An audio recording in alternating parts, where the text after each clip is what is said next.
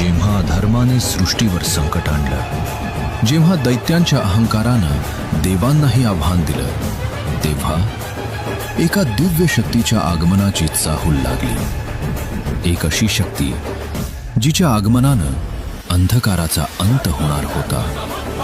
धर्माच्या रक्षणासाठी, विघ्नांचा नाश करण्यासाठी अवतरले स्वयं विघ्नहर्ता. रणांगणात झाला महायुद्धाचा आरंभ. एका बाजूला होते दैत्यांचे असंख्य सैन्य आणि दुसऱ्या बाजूला होता विश्वास, होती भक्ती आणि होती दैवी शक्ती. कारण समोर होते गडांचा राजा, परळचा महाराजा.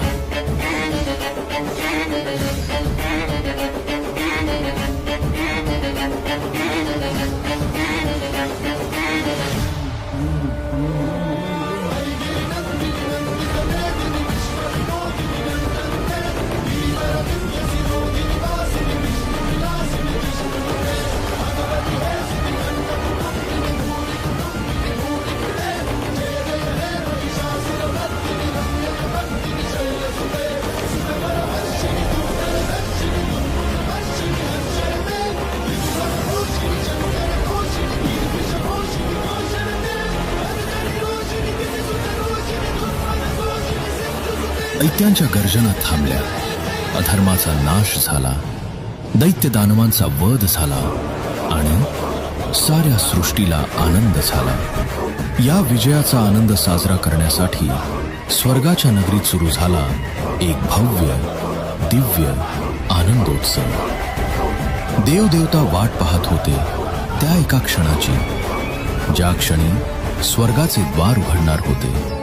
सुवर्ण प्रकाशानं संपूर्ण आकाश उजळून निघाले, फुलांचा वर्षाव झाला आणि देवांच्या मुखातून एकच जयघोष झाला, गणपती बाप्पा मोरया. कारण येत होते राजांचा राजा, भक्तांच्या हृदयावर राज्य करणारा माझा परळचा महाराजा. अखंड हिंदुस्थानातील पहिल्या बॅलन्सिंग गणपती मूर्तीचा मान हीच आहे परळच्या महाराजाची शान. वर्ष 2026. या वर्षी स्वर्गात रमणार आहे एक असा आनंदोत्सव ज्याची प्रतीक्षा करत आहेत देवदेवता आणि लाखो भक्त. कारण आपला देव येतोय, आपला राजा येतोय, परळचा महाराजा येतोय. भव्य दिव्य अशा ऐतिहासिक आगमन सोहळ्यासाठी तुम्ही पण येताय ना? तर तयार रहा. शनिवार दिनांक 29 ऑगस्ट 2026.